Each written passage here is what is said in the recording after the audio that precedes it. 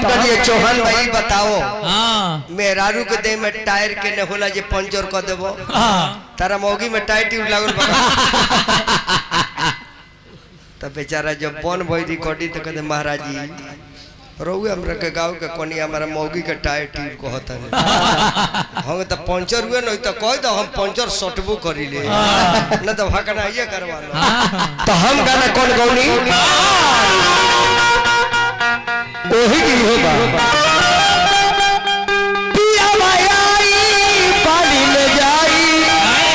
चौर चौर के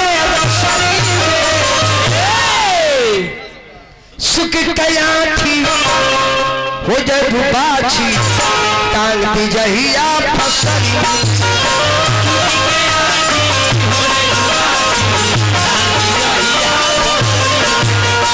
सुख कया थी हो जाए बाछी टांग दी जहिया फसली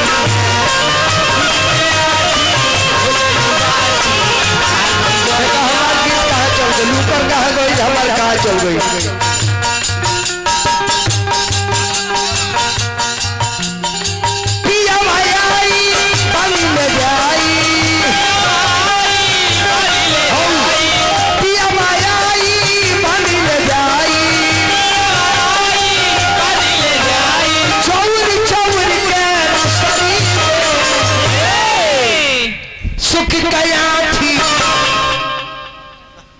आठी देखले बड़ी आठी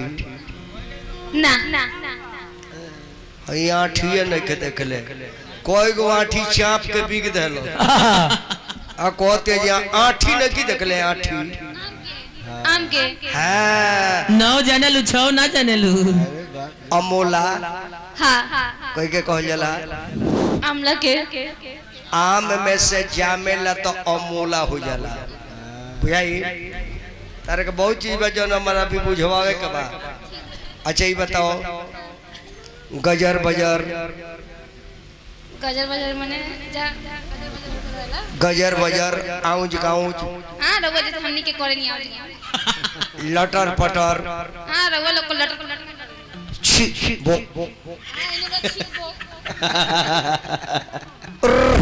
आ बकरी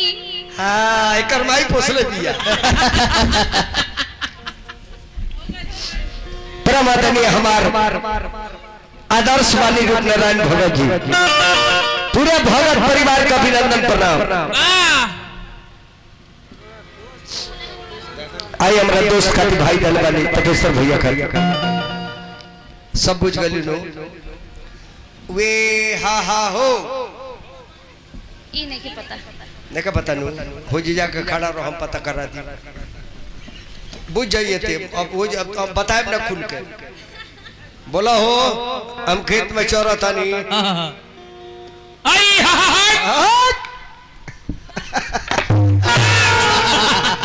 जा सुखले खाई हो बैठी हम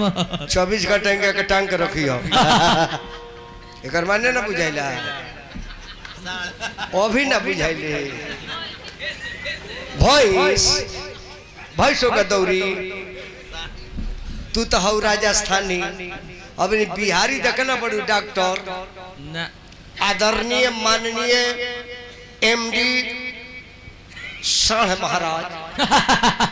देखना पड़ू वो ओकनियों का बच्चा वे हा हा हो कह दो तो बुझे जे हमार मरीज आ गइल बा भाइयों में के ओसो कुटाइल है ई पड़रुआ एकरा के जरूरत नहीं है त देखा हमने के बिहार के जो साण भैंसा बा नु बोको जौन बा वो ऐंठ के चलेला एक बेर के कहते वे हा हा हो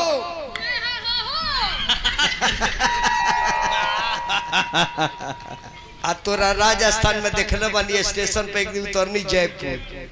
त देखनी प्लेटफार्म पे एगो साण केरा के छिलकोइया खा वाह आ वही जी दू गो आइल बार मरीज लेके हां आवल जाओ आइए तो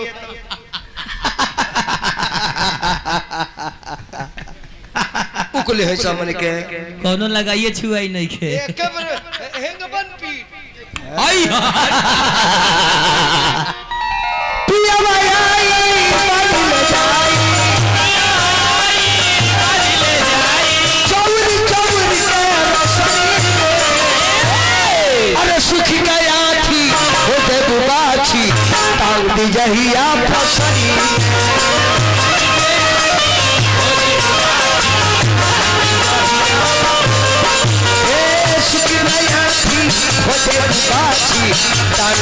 जहिया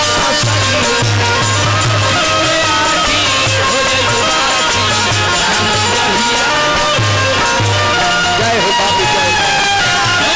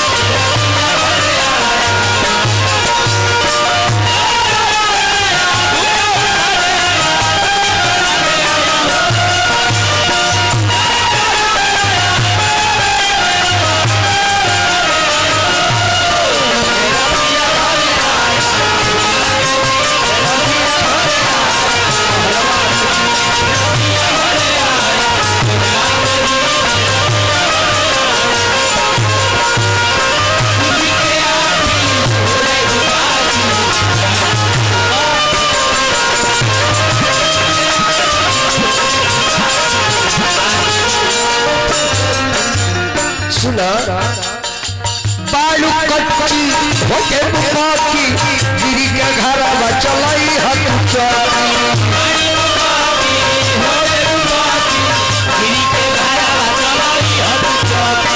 बालू कच्ची होके बुकाकी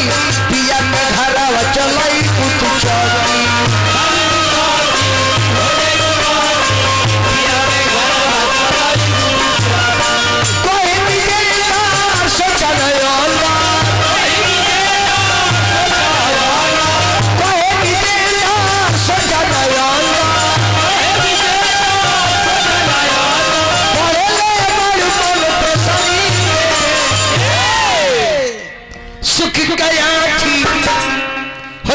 बाछी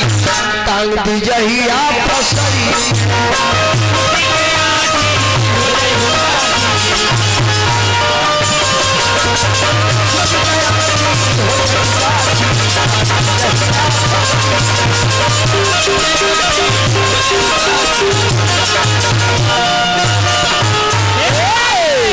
ले रंजीत बाबू चाय ले आई।